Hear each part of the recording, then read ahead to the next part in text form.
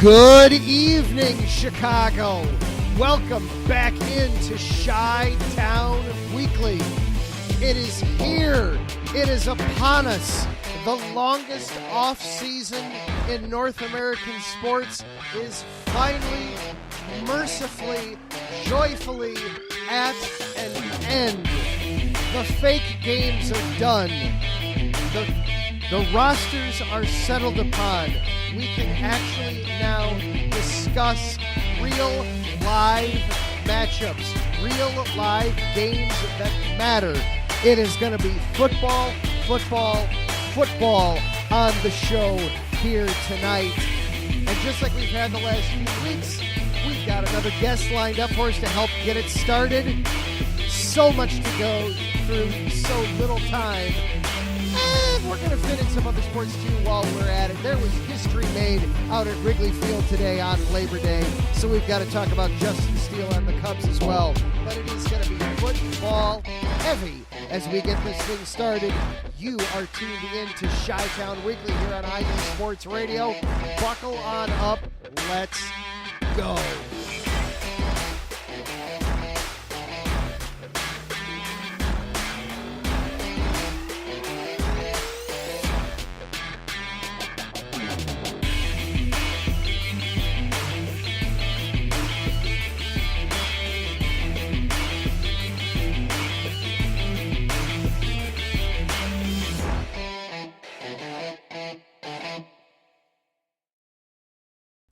And once again, hello and good evening, everyone. And you have found your way to Chi-Town Weekly here on IE Sports Radio, your direct feed for all that is sports. Football is back. Football is back. We've been getting to know our enemies across the NFC North the last few weeks. Now we can take the biggest, deepest dive straight into the Bears as we possibly can. Lots to get through tonight. And as we have the last few weeks, I've got a guest online for us. So then, without any further ado, let's get our homework out of the way, shall we? IE Sports Radio, of course, is brought to you by Planet Jerky Premium Brisket Beef Jerky. Planet Jerky is the official jerky of the 2022 California League champion Lake Elsinore Storm, the single-A affiliate of the San Diego Padres. This all-brisket jerky has gluten-free options, contains no MSG, no sodium nitrate, is low in sugar, and high in protein. This is some of the best jerky you can get your hands on. You go to their website, planetjerky.net, place your order. They ship everywhere across the country. Also, follow them on Instagram at Planet Jerky. Let them know what you think. I have some of the volcanic jerky upstairs as well. My wife basically downed the entire bag of the classic BBQ brisket. I got to have, I think, half of a handful of it before she just decided it was hers. It was that good. So definitely check them out. Planet Jerky Beef Jerky. You will enjoy it. The jerky that's on a whole other planet. And, of course, for the last 9.5 years, IE Sports Radio has brought you amazing content ranging from interviewing legendary athletes, coaches, and other authorized media personnel to building tailor-made shows dedicated to all major sports cities around the country. Be sure to follow us at IE Sports Radio on Twitter, Instagram, Facebook, and TikTok to keep up with the latest in sports and with our shows. Also, check out our daily updated website, iesportsradio.com, for sports news, the IE Sports Radio blog, our Hall of Fame, Fans of the Month, pages dedicated to each of our podcasts, the IE Sports Radio Community Forum, and stop by and check out the merchandise. Once again, thank you for making IE Sports Radio your direct feed for all that is sports. And then, without further ado, we have been, and you can follow along with this show, by the way, on X or Twitter, whatever you want to call it these days, at IESRC, or you can follow along with me personally. I am at Adam_Karnick. And then our guest for tonight is also available for you on Twitter. You can find him at NFL Outdated. He covers basically everything going on in the NFC North. He's been bouncing around all the training camps, somewhere he's found some time in there to watch the Bears, and I'm assuming sleep at some point in there. I don't know. It's hard to do that anymore with football upon us. Welcome into the show from NFL Outdated on Twitter, Andy. Andy, welcome on into the program, sir. Thanks again. I appreciate you having me on. I feel like with this angle, I am looking down on the audience like the Bears will be looking down on the Packers this year. So I'm pretty excited as we get started, right? Oh, no kidding. Now this is such a highly anticipated season for the Bears this year. I feel like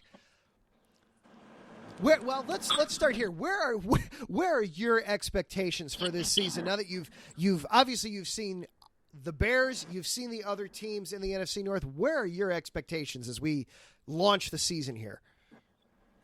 Yeah, so looking at the roster and everything, I'm one that likes to be even keel, right, and honest about roster. So like last year, you kind of you're excited as a fan. You want to see your team win every game, but you look at last year's roster and it was just not there. It was. I didn't think it would only be a 3-win team, but it was. The roster was not there to win very many games. Now, obviously, here in the offseason, we have updated the rosters defensively, offensively. DJ Moore, another year with Justin Fields in this offense, I think is going to be helpful, right?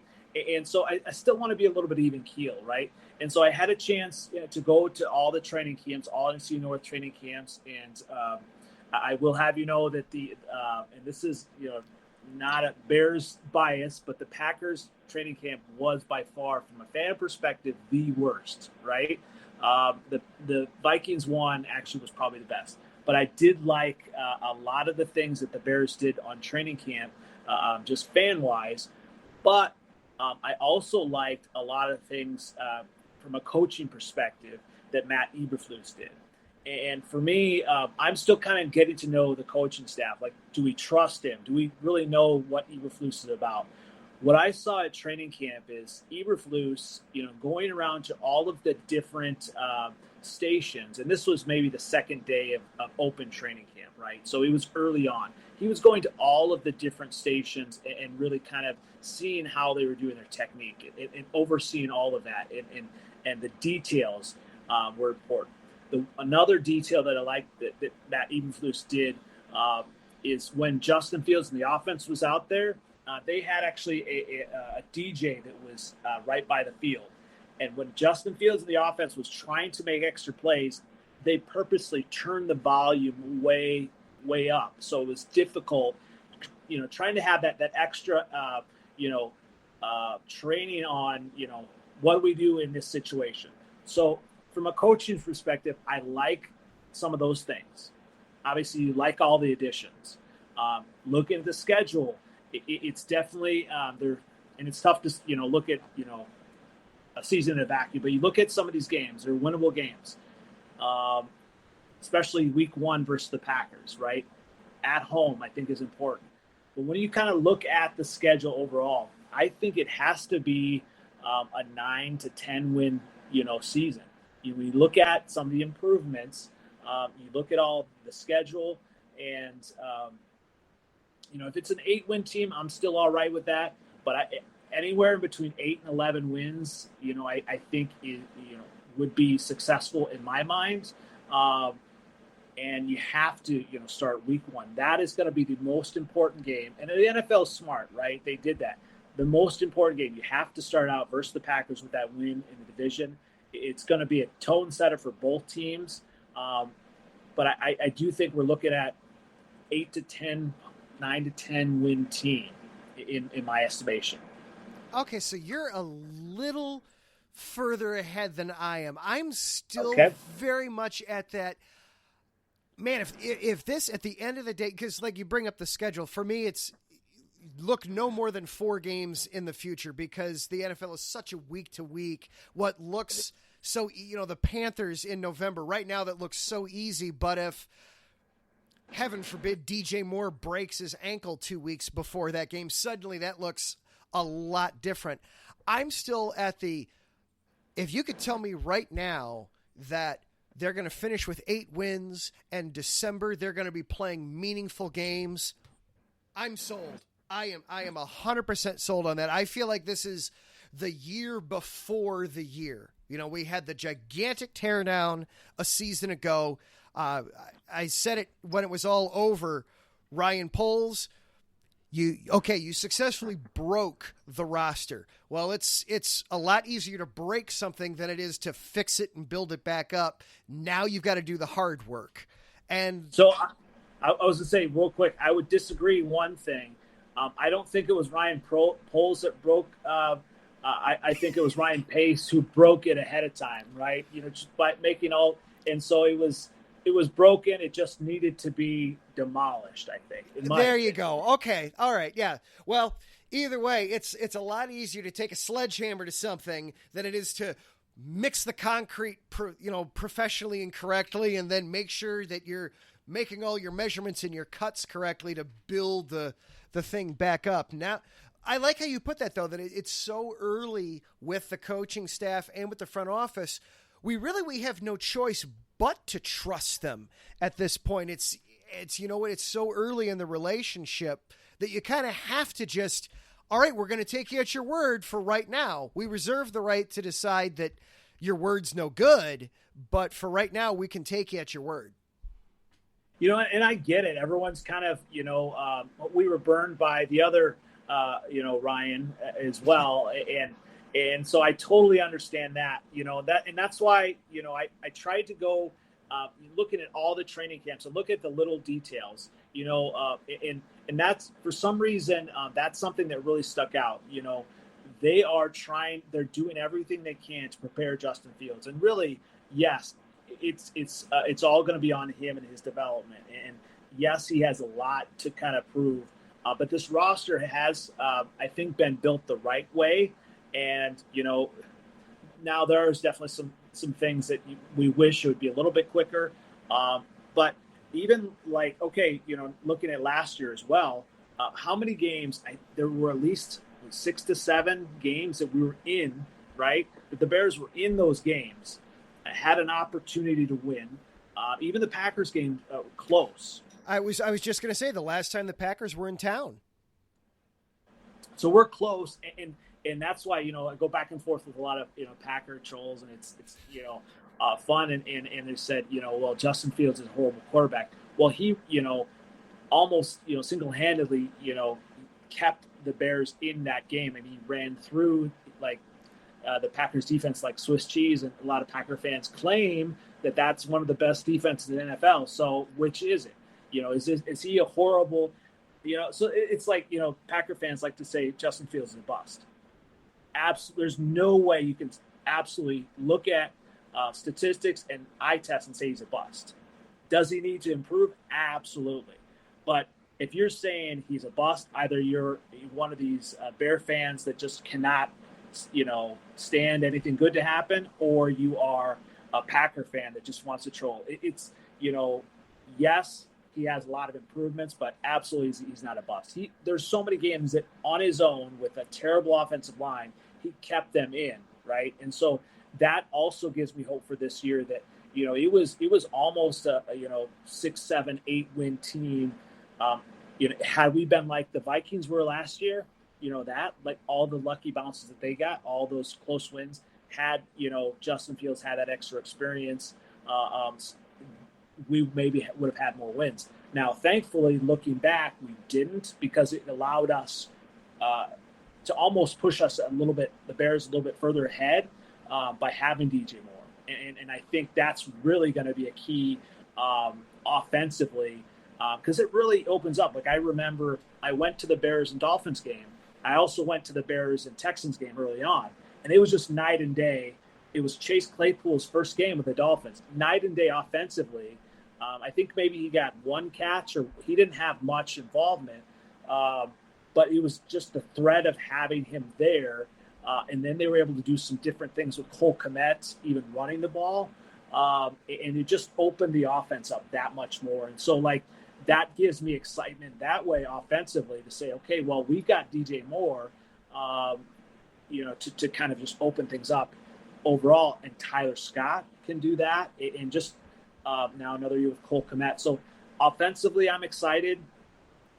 Defensively, in the secondary, I'm excited that way. I think there's, Brisker, I think now he's kind of getting over his injury bug a little bit. Stevenson, like, we've got some pieces that way.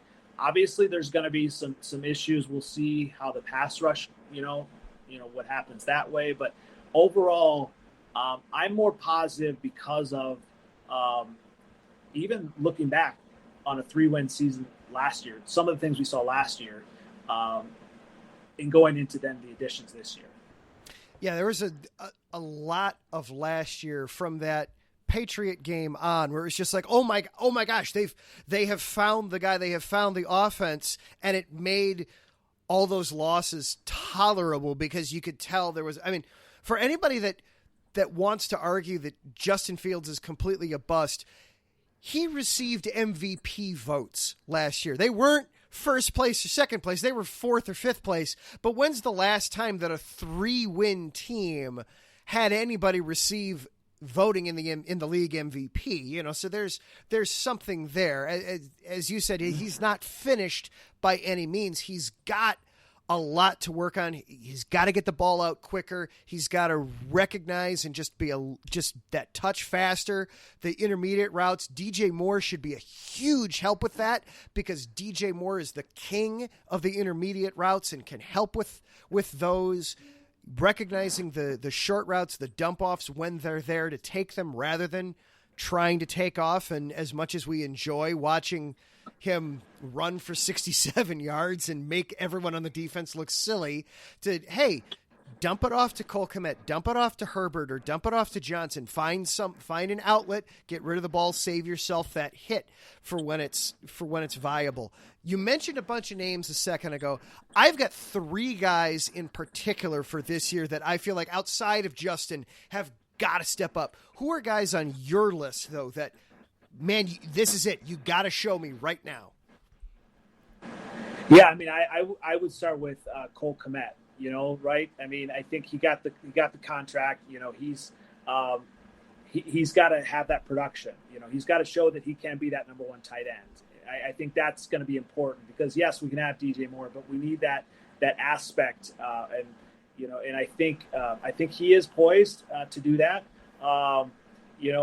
It's not a sexy pick, but I wouldn't say one player, but whoever's on that offensive line has to step up, right? And obviously there have been some injuries, but I think as a unit, if they step up and at least, provide protection for Fields and he's able to, throw the ball a little bit more downfield and not have to run, I think that's going to be key.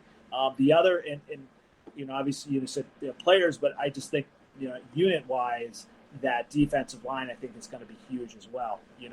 Getting that pressure, and this it'd be really interesting to see. I think game 1 versus Green Bay at home will be important. But how can they get the pressure and really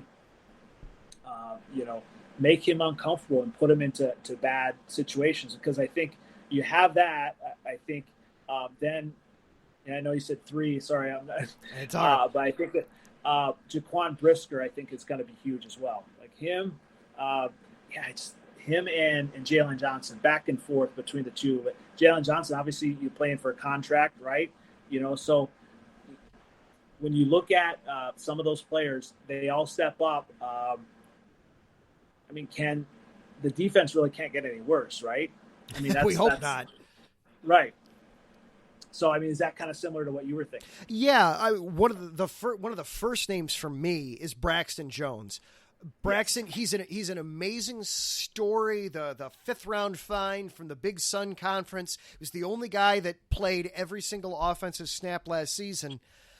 He's already paid off in the sense that you turned a 5th round drafting into something.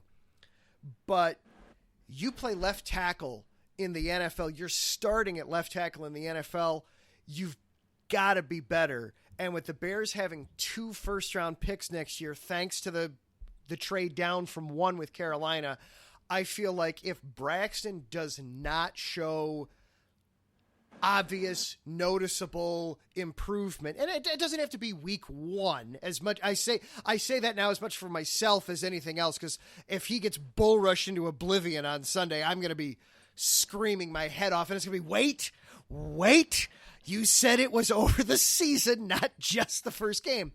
Yeah. But he's got to show improvement. Herbert, to me, Khalil Herbert out of the backfield. You've got Dante Foreman. I'm not sure what to think of that.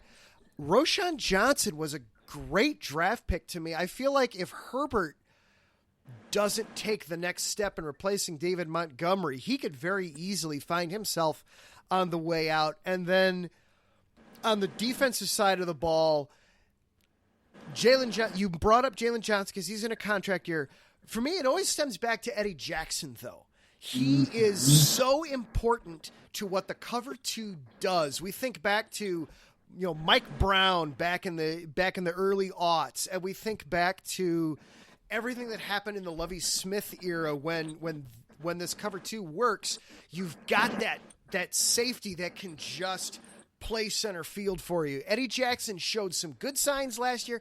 If the second, honestly, as a position group, I feel like the secondary as a group, as a room, that's the best group on the team. Arguably one of the best in the NFL is the secondary between Johnson and Brisker and Eddie Jackson, and then Tyreek Stevenson on the other side. And I mean, Kyler Gordon, for any more Nickelback, you're a starter in the NFL anymore. That's what you are.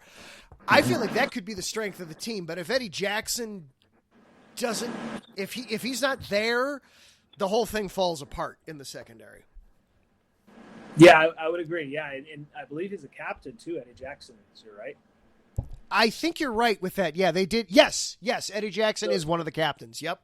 So he's really kind of, and he's put it on himself as well. And so I like that. You have, obviously you want that secondary to have that mentality, because, that's, obviously we were terrible last year. I mean, but thankfully we've upgraded it. And even Tyreek Stevenson, I think, a young guy coming in with that presence as well. And then, just having that mentality that he's going to go after people. And we just haven't had that, I know Jalen Johnson has been good, but I mean, on the other side of the ball, we had Kindle Vildor was in there. Yeah. It's just a mess. And, I agree. I agree. You look at this secondary. I tried to say that on a few podcasts that, we do have one of the best secondaries, obviously in the division, possibly in the NFL. And no one wants to hear it from Bear fans about the Bears quite yet, but I think people are going to find out. Yeah, and it's I think especially because the front 4 is so weak that it's kind of chicken and egg. Does the secondary make the front 4 better, or does the front 4 make the secondary better? We're gonna get to see that a little bit this year. Absolutely. All right, so go ahead. No, go ahead. Yeah, I was gonna say, so we've talked the team as a whole. Let's focus in now. It's week 1. The preseason is over. Thank God, fake football is over with. The roster is set. We have a Division II quarterback as our backup. I'm really scared about that. But at the same time, I'm trying to remind myself that in a perfect world, he never sees the field. So that's an interesting thing. And obviously, listening to 6-7 to score a lot, it was a huge, big thing about Vagant. And I don't know how much of the story you know of his, but his dad is a 20+ time world champion arm wrestler.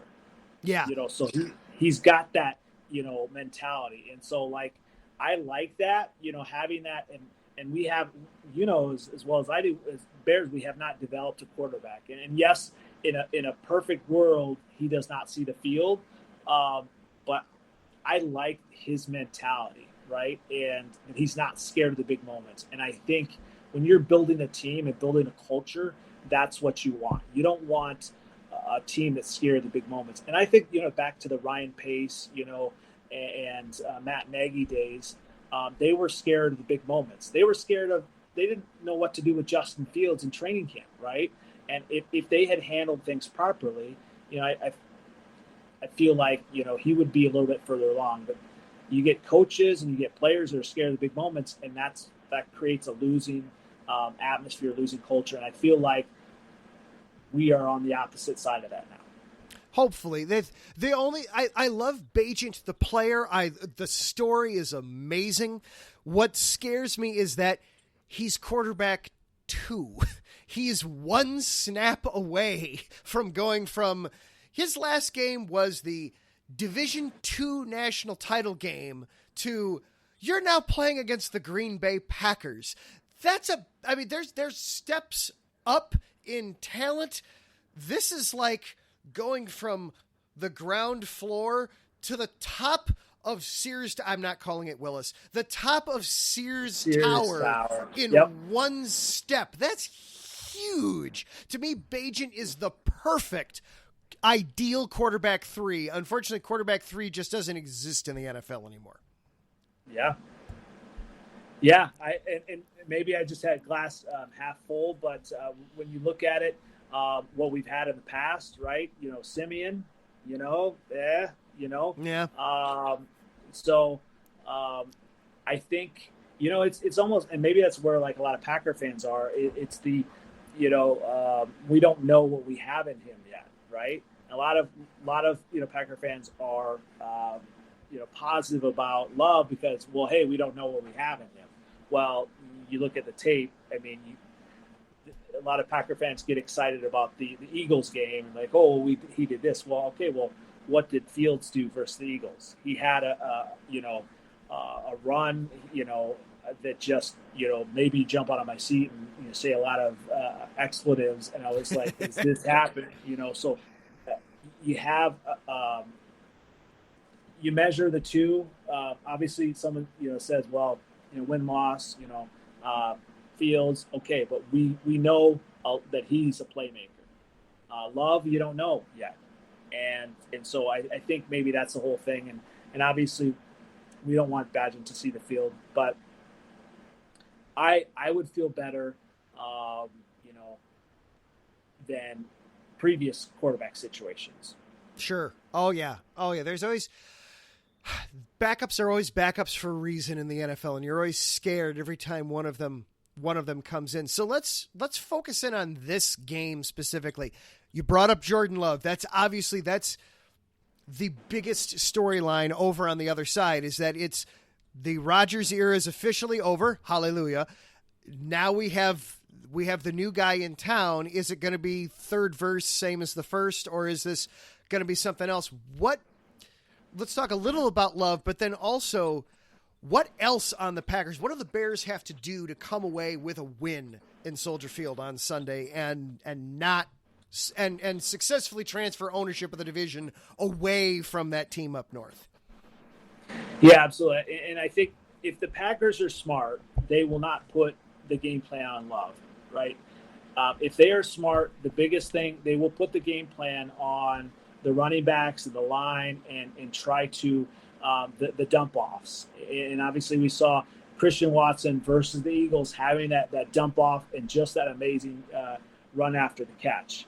And so I think the biggest thing for the Bears will be defensively will be the pass rush. I think that's going to be important. But then also the linebackers, right? Cutting off that run after the catch. And I remember I did talk to an Eagles podcaster about that, and he talked about the defensive coordinator, how he had it was such a soft zone that he had on that play. And so obviously, Packer fans got excited about it. But I think, just our linebackers being in good position to make the tackle and cut those things off. I think that's going to be huge. But you need to make Jordan Love uncomfortable. You need to force him into, making decisions quicker than he wants to. And obviously the secondary is going to be able to take care of it. You have to get some type of pass rush and generate. I think that's going to be, from a defensive perspective, that is a recipe for the Bears to win. And on the offensive side, obviously it's the offensive line allowing Fields to do what he does. And I think so that's going to be huge. Coaching perspective, it's going to be important that offense Luke Getsy, that he has that game plan that's going to the quick passes. I think are going to be important. But what I think will be important as well is Getsy's going to have to do some things that the Packers aren't expecting. And what I heard from a Packers podcaster, Dale from Average Cheese, great guy, very even keel. He talked about how last year some of the defensive players were calling out some of the plays that Getsy was running. They knew exactly what he was doing, and so they were able to cut those off. So I think it's going to be important that Getsy is creative with the game plan, and obviously it starts with that offensive line to be able to allow our playmakers then to have that time, especially at quarterback, to make plays. Just another minute or two here with Andy of NFL Outdated. You follow him at NFL Outdated on Twitter or X, whatever you decide to call the app now. Thank you, Elon. Christian Watson is a guy, when I look at the Packers, Christian Watson, I don't want to say he scares me yet, but he does make me nervous. Is there anybody else on that offense for the Packers right now that intimidates you, scares you, makes you go, ooh, that's a guy they got to contain right now? Yeah, I mean, it's not a player that I thought I would be all that scared about to begin with, but Luke Musgrave, right? I think that's going to be like, if our secondary does what it's supposed to and, cuts off, some of the deep receivers, because, Jaden Reed, some of these other receivers, younger receivers are going to be good. The dump off to the tight end, and Musgrave is, athletic. Everyone's talking about he's one of the most athletic tight ends to come out of, in the draft. And so I'm just hoping that we do not make a superstar out of him in week one. Our defense, our linebackers need to really take care of him, and just defensively we can hopefully hold him at bay with those dump offs. And it's just, but yeah, I mean, you look at Watson, he doesn't necessarily scare me. He doesn't, because really when you look at what Jordan Love does, he has to prove that he can complete a deep pass when it matters, right?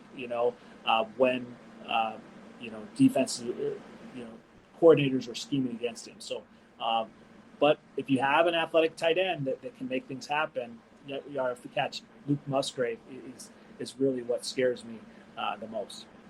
And again, with the cover two, we know that the tight end position, basically the routes that position is asked to run, generally tend to be the weak points or this is the way we want the play to go, is to work his way if the defense is working correctly. So.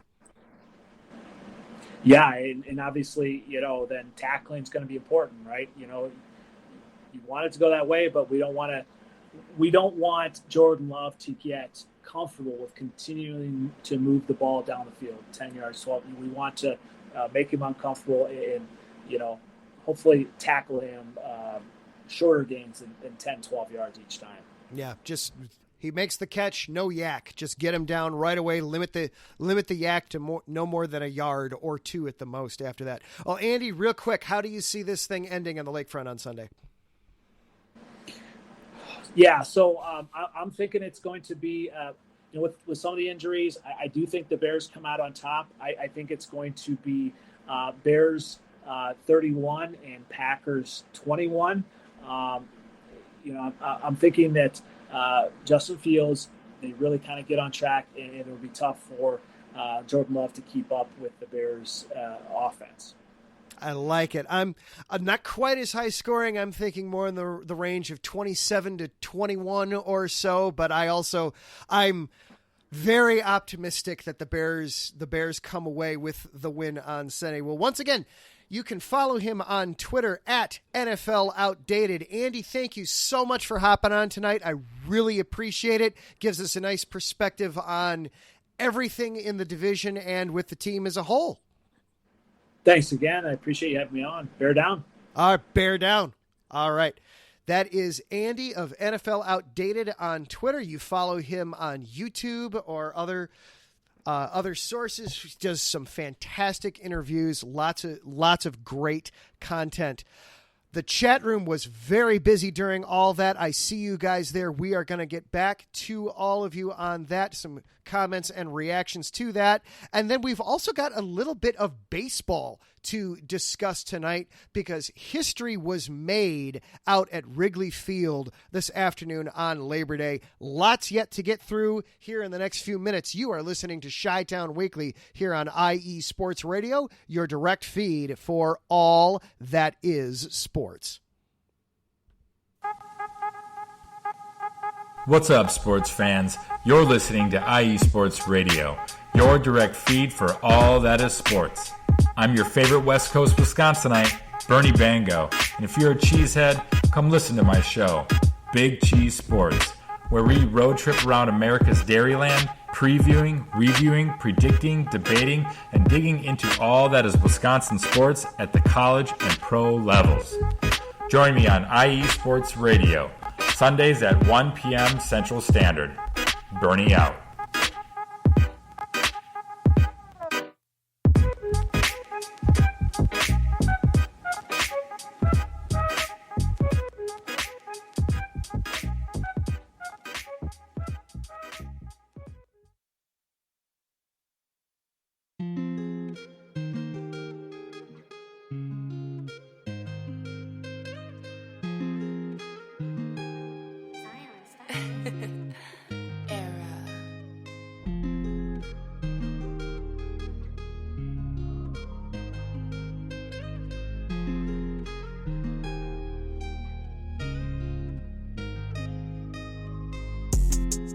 What's good, everyone? It's Drewski, the host of Heart of Texas Sports on IE Sports Radio, your direct feed for all that is sports. On this station, we cover everything in the Dallas-Fort Worth, Texas area. From where we cover the Dallas Cowboys, the Dallas Stars, Dallas Mavericks, Dallas Wings, Texas Rangers, TCU, SMU, we cover it all right here every Wednesdays from 9 to 10 p.m. Central Time. Make sure you stay live with me on the Heart of Texas Sports on IE Sports Radio, your direct feed for all that is sports.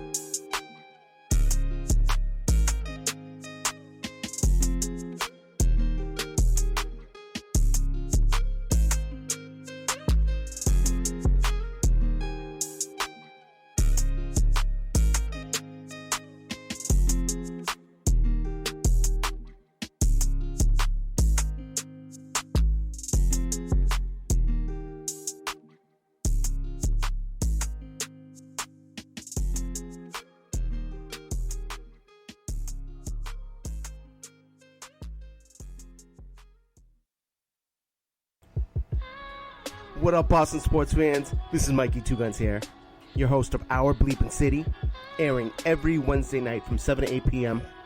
right here on IE Sports Radio, your direct feed for all that is sports. Please join me. We'll talk everything Boston sports, all the local teams, college teams. I'm even down to talk MMA, boxing, whatever you guys want. So join me every Wednesday night, 7 to 8 p.m. Chime in with your questions on the chat, tweet the show.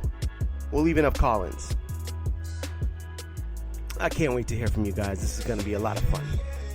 So once again, it's Our Bleepin' City. I am your host, Mikey Two Guns, every Wednesday night from 7 to 8 p.m. right here on IE Sports Radio, your direct feed for all that is sports. See you soon, people.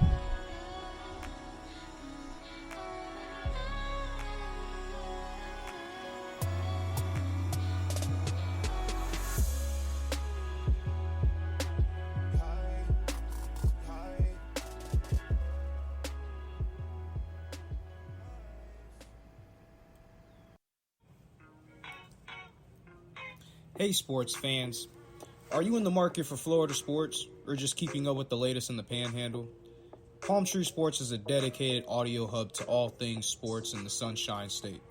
We cover current events, big news, heavily favored opinions all across the NFL, NBA, MLB, and so much more. So come check us out every Saturday evening at 6 p.m. Eastern Standard Time. For a down south education on Florida sports and athletics, it's hosted by yours truly, Corey Pujols, and is powered by IE Sports Radio, your direct feed for all that is sports.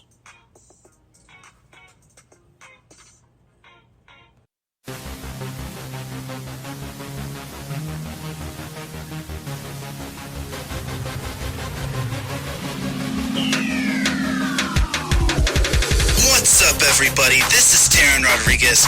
Are you a fan of volleyball? Are you a fan of Thunder Spikes? Then I have the show for you, Set Point, where I cover NCAA men's and women's volleyball, high school boys and girls volleyball, beach volleyball, and even professional volleyball. Catch the action every week here on IE Sports Radio, your direct feed for all that is sports.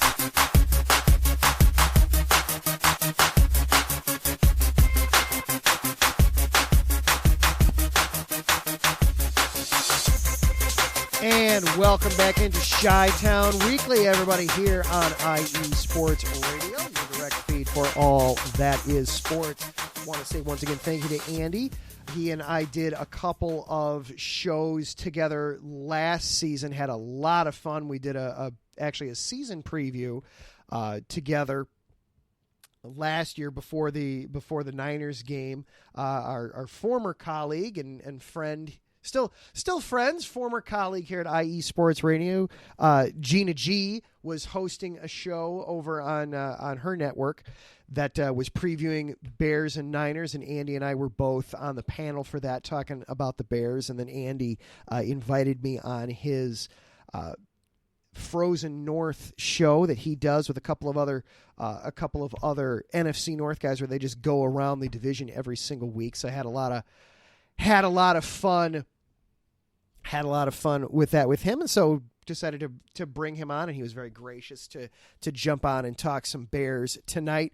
Wanted to get into the chat room real quick. I see that it was very busy during all that. Good evening, everybody.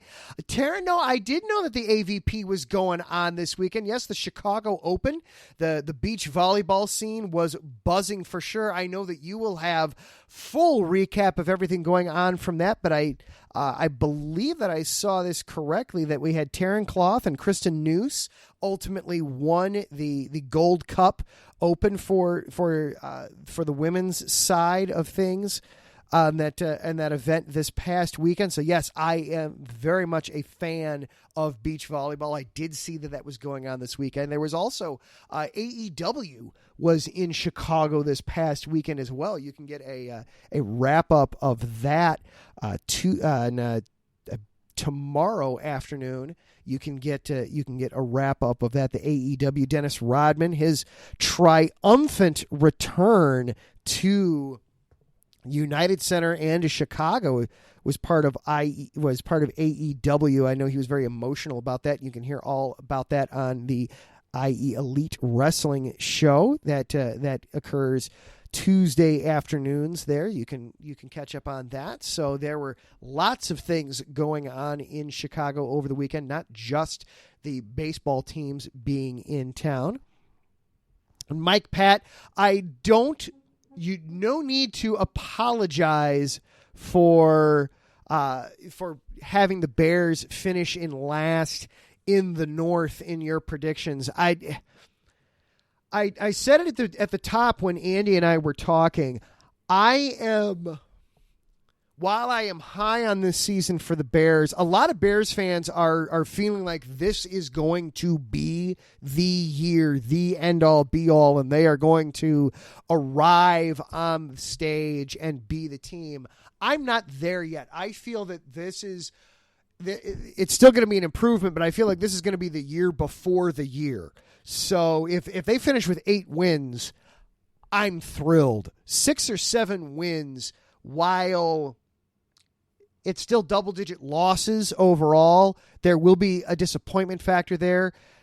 That still is a magnificent improvement over where they were a year ago, where, if you double their win total from last year, you're still 6-11 That's still significant improvement. So there are other benchmarks to consider, not just the wins and losses. I know a lot of Bears fans don't want to hear that a lot of Bears fans are wanting to dive right into this is it. This is the year we're taking over everything by storm, and this is going to be it. I'm just not quite there yet. So no need to apologize for saying you still have the Bears in the bottom of the division. I think that's still possible. Realistically, I think it's the Vikings as we get going here. I think in part because the Vikings were so overproduced a year ago from where they were, and that has a tendency to course correct the next season. When you win more games than you probably should have a year ago, you tend to lose more games than you should have the following season to balance the scales a little bit there. And the Vikings did just absolutely nothing of substance in the offseason to improve their team, and instead they went backwards in a lot of ways, losing some key defensive pieces, losing Dalvin Cook on the offense. So I personally, my expectation is for the Bears is probably finishing in third, 7-11, 8-9, maybe 9-8. Realistically for the Bears, 9-8. I mean, that's tripling your win total from a year ago. So that's amazing. That would be an amazing season. But yeah, if they were to still somehow finish in the bottom of the division, I wouldn't be shocked. I'll put it that way. So absolutely no need to apologize for having them in the bottom. Yeah, Cousins might be throwing the ball 50 times a game, and then that arm is just going to fall off midway through the year. Mikey Two Guns and Davidson Crooks, good evening, gentlemen. And, of course, Larry B., good evening to you, sir. Loved watching that video of you and your lovely wife salsa dancing last night. That was outstanding. Thank you for posting that. Really enjoyed seeing that. But, yeah, great stuff there. Just as we get ready for the NFL season, oh, my gosh, it's here. It's here. My wife is a huge Christmas fan. You should see over in our storage area, everything is Christmas. We have so much Christmas that some of it just stays up year round because it's, you know what? By the time this particular item comes down, we finally manage to get it down from its spot and put away. There's not room for it. We may as well just leave it there. So for, my wife is a huge, this is Christmas for me. The beginning of the football season is Christmas for me. And I know it is for a lot of you guys too, that this is the fun time of year. But it's not the only things going on in the city. We talked about the AVP tournament going on this past weekend. AEW was going on this past weekend in the wrestling scene. And then baseball. Thank goodness for the Cubs that we still have relevant baseball to discuss, because the White Sox are just flat out disgusting with everything going on there. I want to save the Chris Getz conversation for another time. I think the White Sox are being fools, but very predictably fools. But I want to save that for a much longer, much deeper dive here, not with 10 or 11 minutes left to go. And yes, Taryn, I did see that you need a little bit extra time, which is fine, but I don't want to plan on going a ton over because then once I get going on the White Sox, you won't be able to stop me, unfortunately, for probably 10 or 15 minutes. It's bad. Suffice to say, what's going on the South Side is just as bad, possibly worse than we've all feared it's been for the last 18 years, and it's very upsetting. So thank goodness for the Cubs, because there's relevant baseball going on in the city. There is exciting baseball going on in the city. And today we got to see historic baseball going on Labor Day at Wrigley Field on the north side. Justin Steele was on the bump after a rocky series in Cincinnati where they split 4 games with the Reds. I was discussing it with some buddies of mine, and one guy did point out that, hey, they did split. That means the Reds didn't gain any ground. And by this time in September, that's just as important as putting more distance between you, is just not letting the other guy catch up. Because at this point, the calendar is kind of working in your favor too. But still, it was disappointing to only split with the Reds. And now the Giants come into town, and the Giants at the start of the day were one of 4 teams tied for that last wild card spot in the National League. So a gigantic cluster going on there. Fortunately, the Cubs were 2 games in front of that wild, weary pack of misfit teams there. Justin Steele was outstanding. Absolutely outstanding today. Finished 8 innings pitched, no runs allowed, only 2 hits, 2 walks, 12 strikeouts, 107 pitches. He was phenomenal. He was effectively the first left-handed pitcher that for which they could find records dating back to 1901. He was the first lefty Cubs starter that they could find that had a day like that today. 8 innings pitched, 12 strikeouts, only 2 hits allowed. He was outstanding. And then the offense came to life late. 4 runs over the last 2 offensive innings. It was kind of what we've seen from the Cubs offense. Cody Bellinger, again, figuring out ways to keep the line moving. Seiya Suzuki, since he has come back from being benched earlier in the year, about a month ago, he was benched. Since then, he's been outstanding. Continued with it again today. Had a multi-RBI day today. 2 RBIs. He had a double and had a fielder's choice that produced a run. What's really impressive about this team, and what makes this team so different from what we saw back in the 2016, 2017, 2018 days, they're doing it without the home run ball. You know, you're seeing, yes, Suzuki homered today. I'm sorry, Suzuki had a 4 RBI day. I'm sorry, I forgot about his solo homer in the second inning. They did have a home run today, but the other 4 runs all were a result of getting somebody on and then hitting him home, keeping the line moving.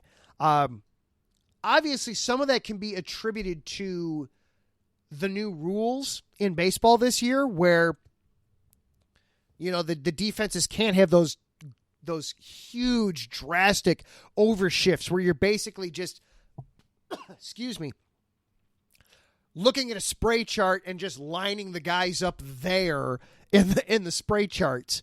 You know, just, this is where we're going to put the defense because that's the only place the guy hits the ball anymore. You know, forcing them to play traditional style defenses, the larger bags, etc. That's obviously contributing, but it's also just a mindset for the Cubs that, hey, this is what we have to do. We have to be focused and everybody laser sharp in on what they're doing, that we're not going to be able to win home run derbies. So let's manufacture runs. It's really fun and exciting to see. And it was another thing about Steele, as Mike Pat being very impressed. Yeah, it was a dynamite performance. Excuse me. A little bit in my throat there. Another huge thing from Steele going the distance today, that bullpen was gassed coming out of Cincinnati. That was a very alarming series in Cincinnati because the bullpen blew 2 leads for you. So it was great that Steele was able to do that and effectively give the bullpen the day off. You had Jose Cuas had to come in and do the 9th. Okay, fine. Also, the offense then, those late runs, allowed it to be Cuas, and you didn't have to go to Alzolay or Leiter or one of the other high leverage guys in the bullpen. You could go to Cuas, and Cuas He walked a guy. He gave up a little bit, but it was a 5-run lead. You could afford to do that and know that you were okay. That it was. Oh, excuse me. I'm looking at the wrong box score. I'm sorry. No, he had a perfect. He 3 up, 3 down for Quas. I'm sorry. I was looking at the Giants' final pitcher there. I'm sorry. He didn't give. He knew that he had stuff to work with, and it was okay if he allowed a base runner or two. He just knocked them all right down. Now your bullpen can rest and reset and be ready to go for this week, because you've got, big games this week. You've got 2 more with the Giants, a nationally televised game tomorrow night, and then a Wednesday matinee. And then the weekend against the Diamondbacks, another one of those teams in the cluster of 4 that is all there vying for that final wild card spot. As we sit here right now, the Diamondbacks actually technically would have the final wild card spot, as I'm looking very quickly. Oh, my God. I just saw the Twins score. Oh, my goodness. 18-3 against the Guardians. My goodness. And then, of course, the Royals and the White Sox. Yeah. White Sox, once again, losing to the worst teams in baseball. Just, I have to look past the White Sox. Could the Baltimore Orioles AAA team beat the White Sox in a 3-game series? It would be a lot closer than I want it to be. The White Sox would, I'm going to say the White Sox would take it, but if it were to be a 4-game series, I think they'd split. I'll put it that way. But the Diamondbacks won today, as did the Reds, and they combine that with the Marlins having the day off. Really? The Marlins had the day off. All right. I'm not sure why baseball would have anybody have Labor Day off, but all right, the Marlins apparently had the day off today. So the Diamondbacks are in command of that final wild card spot. So another big series, a big week for the Cubs, and a great opportunity to put a stranglehold on, at the very least, a postseason berth. They're still very much within shooting distance of the Brewers. The Brewers right now are losing to the Pirates. In fact, they have lost to the Pirates. Pirates won 4-2. So the Cubs pick up a game on the Brewers. They're now just 2.5 back of Milwaukee. They've got a chance. They're very much cruising and in control. Going to be a lot of fun to keep an eye on the Cubs here through the rest of this month. And next week when we talk, we'll check in on the Cubs, and I would love to see that they have put a stranglehold on a wild card spot.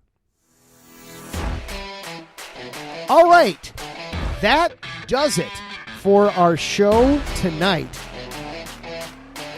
Once again, huge thank you and shout out to Andy of NFL Outdated. Once again, follow him on Twitter at NFL Outdated. Does a terrific job. NFL-style media, doing some great interviews. You can follow his stuff on YouTube as well. He posts a lot of his videos up there, as well as shares them on his social media platform there at NFL Outdated. Excellent conversation. Really enjoyed that this evening.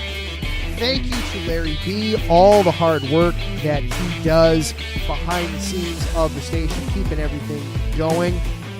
Thank you to everybody in the chat room this evening. Mike Pat, Davidson Crooks, Mikey Two Guns, Larry B., Taryn Rodriguez. Thank you all, gentlemen, for hanging out with us. Taryn Rodriguez will be on right after us with Set Point, breaking down everything happening in the volleyball world. He will be breaking down the Gold Cup series from Chicago this past weekend, everything going on in the AVP. And yes, beach volleyball is one of my favorites, so I will enjoy listening in on that. You should as well. And then we've also got coming up for you later tonight. One of our newest shows, Where You At? The Louisiana show, covering all things going on down in the Bayou. You can catch them. You can catch him tonight. That'll be at 10 o'clock Central tonight. So lots going on here on the station. Next week, we will be breaking down Bears-Packers. Man, I hope we're talking about a win. I expect that we will be, but I hope we're talking about a win.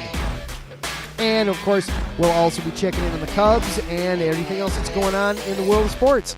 For IE Sports Radio, I am Adam Karnick. Thank you all so very much for listening into this show. I really do appreciate it. We will see you next time.